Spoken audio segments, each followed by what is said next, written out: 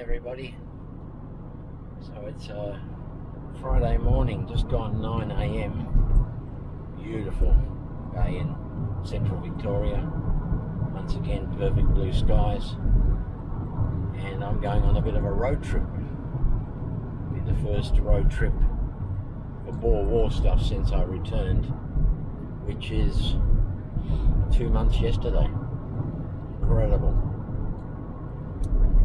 So, got about a 3.5 hour drive today. We're going to a little town called Horsham, and we're going to stop at Stall first. So move the camera. I'll change gear. That's better. Yeah, wearing the pink singlet,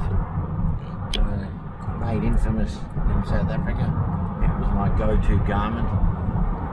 I think it's symbolic. I don't know if you're watching this, whether you heard the story I told when I was in South Africa when I was about 13 in the Brakpan.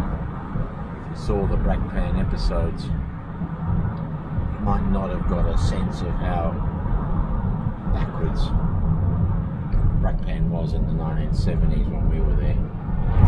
Real strict, staunchly Afrikaans. Very straight-laced, short hair. The army cadets were a big thing at school. The boys knew they were going off to fight. Terries, as they called them. But anyway, I decided I wanted a pink singlet, and had Dad take me to the Full Tracker Road to the men's outfitters to ask for a pink singlet. Must have shaken their head and thought I needed committing to an asylum. What I was thinking was the band suit. Before we left Australia, it's hard to believe that all we saw was black and white TV. It seemed to be more colour. It was our imaginations colouring in black and white. The band suit burst onto the Australian rock scene. And their gimmick was they all wore pink. In those days, Australia and South Africa were fiercely homophobic, so men wearing pink was kind of shocking. Well, that was my idea of why I wanted a pink singlet. I remember watching TV, the morning TV in South Africa, in Australia before we left, when Zoot burnt their pink outfits. It was a bit of a publicity stunt on live TV. And they took off the pink outfits and came back on in usual rock star psychedelic 1970 clothing and burnt the pink stuff. So that's why I wanted a pink singlet. Now, I don't know where we got it from. I did actually get a pink singlet in Brakpan. I remember one of my school friends was having a birthday party in, I think it was Springs. We went to the movies. I can even remember the movie was Herbie Rides Again, that little Volkswagen bug. And I wore the pink singlet. I only wore it once. And I was made such fun of, and felt so self-conscious that I don't think I ever wore it again. So for me to traipse around South Africa, even today in my pink singlet, is significant for me. It's just a fun little memory. So yeah, we're off to Stall today, and then on to Horsham. I booked a motel. Quite a cheap motel. I hope it's alright overnight. I hope there's no noise or drugs or fighting. Maybe we should have thought into that a little more. But we'll see. And then in the morning, I'll leave early and go down to past the Grampians, big mountain range, and we'll get to Hamilton. Then we'll hang a right.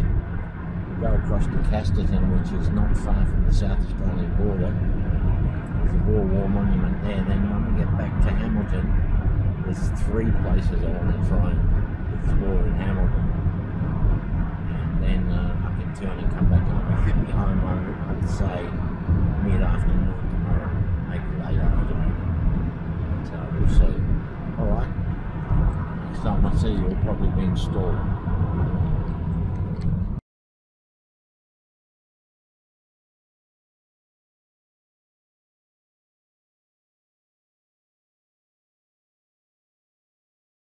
A colloquial but entertaining account of a New South Welshman's experience at the Vet River comes from Trooper Victor Kremer of the C Squadron New South Wales Mounted Rifles, who wrote to a friend from Number 8 General Hospital Bloemfontein on the 22nd of June 1900, quote, "I've had the misfortune to catch the enteric fever and only got out of bed today for the first time after 6 weeks, so you will see I've had quite a time of it.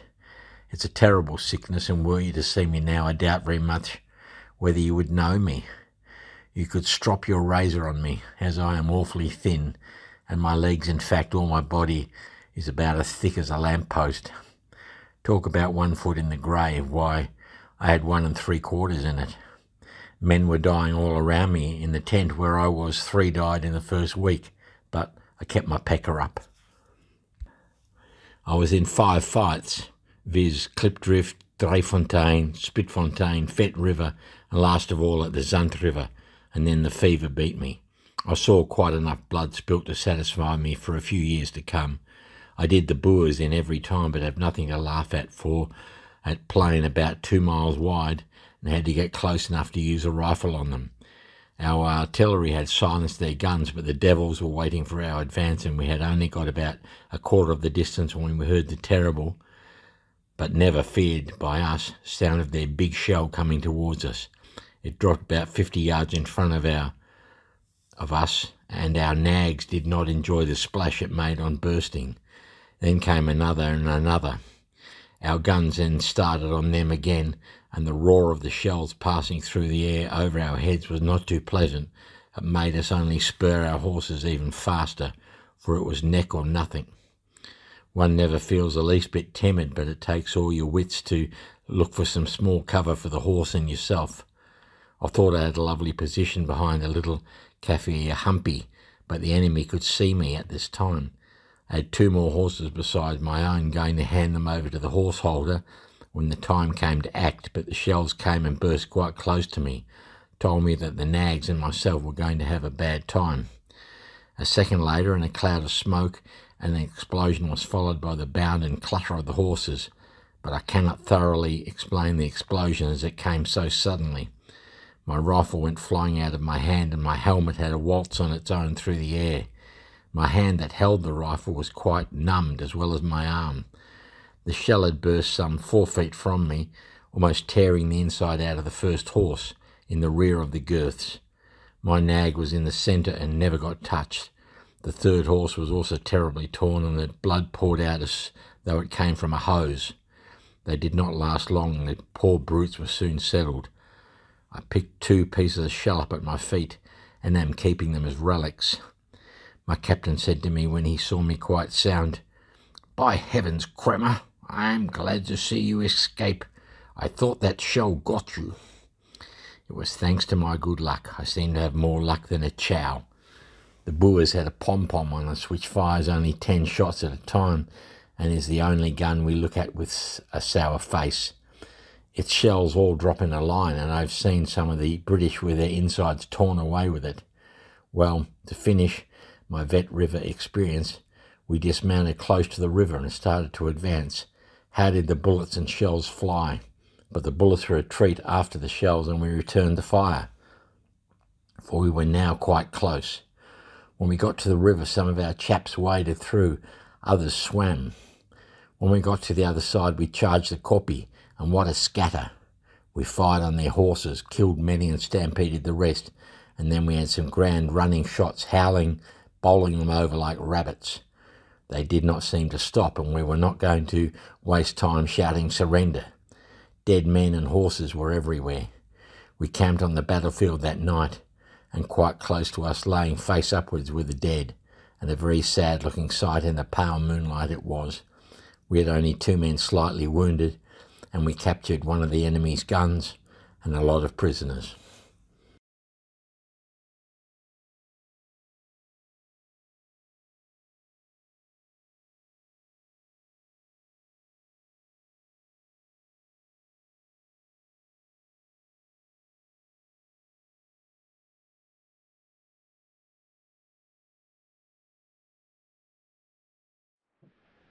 So I'm in Hamilton.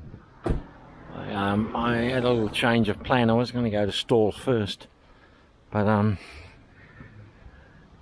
looking for this beautiful banner made up for the men that served in the Boer War. Now I rang this place yesterday. They told me they're not open Saturdays, but they are open today. Today's Friday. They're open from 2 to 5. That gives me plenty of time. I should be able to go to Casterton, come back,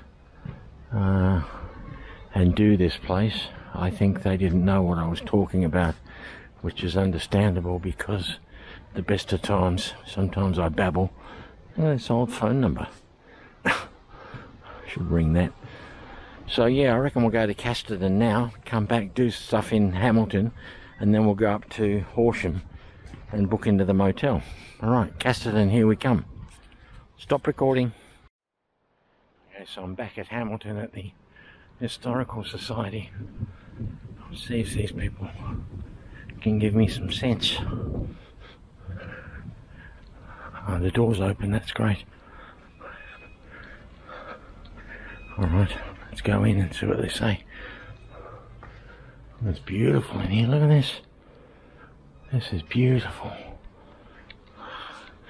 This will be the place where the banner is. Look at that, elephants. Christmas 1955. Bloody elephants performing. I think we found it. Look at this. This is the Hamilton Patriotic Association Boer War Monument. It's got their pictures here. This is absolutely gorgeous. Look at it. Mackenzie, Meagher, Lieutenant Bree, Private Meagher. They must have been brothers. Private Costley. People at Hamilton desire to place on a lasting record their appreciation of the spirit of loyalty and patriotism which impelled her 6 gallant sons to offer their lives for Queen and country in defence of the rights and liberties of their fellow Britons in South Africa. And there's a quote from Shakespeare, the baby figure of the giant mass of things to come. Oh, getting close for this. It's made in Ballarat.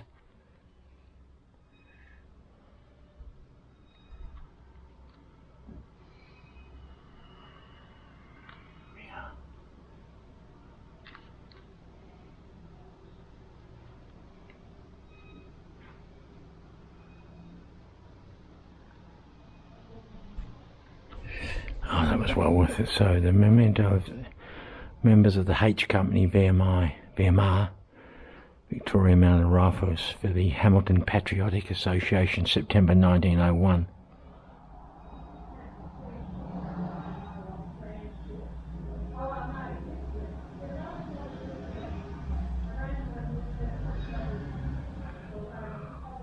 Okay, can read a bit of that out. Oh, look at that. It's a shield.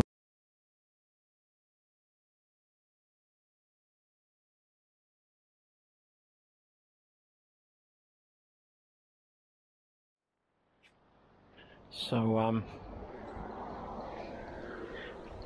just down the road, or up the road from the Historical Society, it's just down there. Hang on. Oh yeah, I think we're good.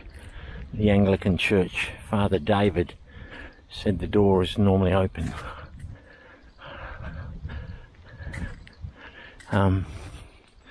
Yeah, this is right, Christchurch. So, but it is a very impressive church, and just opposite it is a Presbyterian, equally impressive. But yeah, the door's open. Big, impressive bluestone church, and these beautiful old trees giving this shade.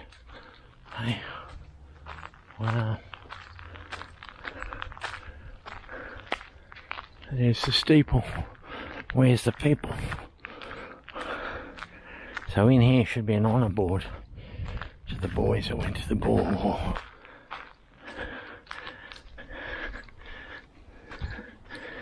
Yep, the door's open. Lovely and cool in here. Quiet. Look at this. Wow.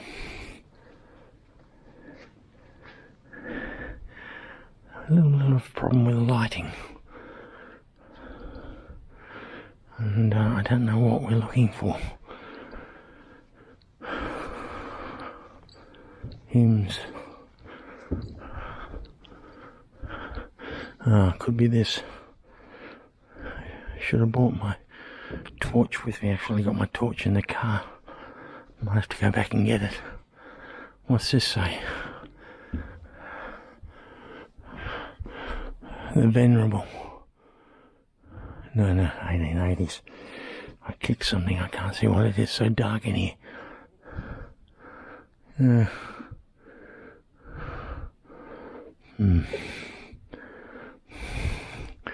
Maybe it's the stained glass. There's dedications in the stained glass to people. Robert Stapleton, 1907. No, that's not them.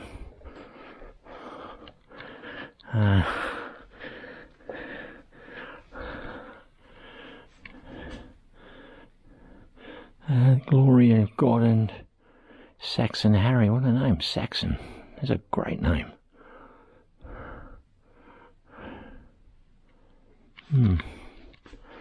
Alright, well, my eyes are adjusting to the light. Oh, look at this, hang on. The Roll of Honour. Yeah, I think this is it. Bloody phone. Hang on, folks, just gonna turn this off.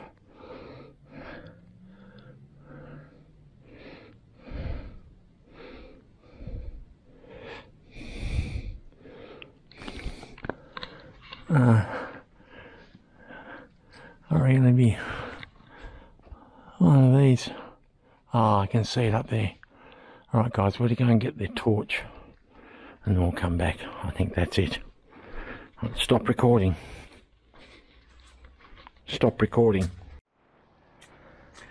Okay, I've got a torch and we'll see if we can actually see that. It'd be good if I had 3 hands. If I could grow an extra arm, I could hold the torch and then focus the zoom in on the other camera. But yeah, it's not likely to happen. But boy, these churches, they're impressive. Imagine what the Catholic one's like. Well, that's the Presbyterian one over there. It's like they're competing, isn't it? I think I saw it. There we go. So, it's not really helping. I think it's that one there. It is. Okay, can you see that at the top there? There's 2 of them. Nothing for me to stand it. Okay, we're going to try our best. The top one, it says, and we know that design, the Victorian Mounted Rifles, the officers and men, Lieutenant R.S. Bree Hamilton, died at Bloemfontein on the 26th of May 1900. And then we've got in loving memory Reginald S. Yeah, here's another Bree. Oh, it's the same guy. He was a lieutenant and he died of the enteric fever. 26th of May 1900. He's only 19. Erected by his fellow students at Hamilton College. And there's the college, I think, emblem.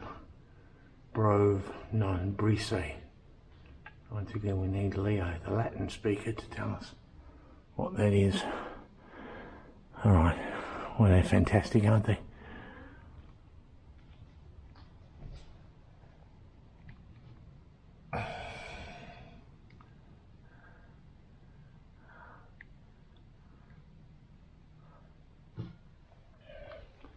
Okay.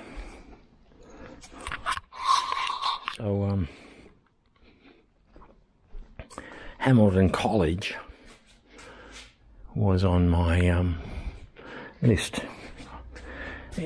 of honour boards. If I was to go out to the college and I was to find the college, and if they were open and they would let me in, something like when we went to that school in Denali, I dare say I'd go in and I'd find, if someone could remember where it is, excuse me, an honour board with that fella's name, Bree. Interesting. Well, I know what's happened there. He's got two plaques, because one is donated or made by his fellow officers and men in the mounted rifles, and the other was made and donated by his fellow students at the college. Interesting to note, he was only 19 there in Bloemfontein with the enteric fever. Oh, that was fantastic. Alright, now we've got a monument to visit, I'm pretty sure. And I dare say we'll see Bree's name again. So, stop recording.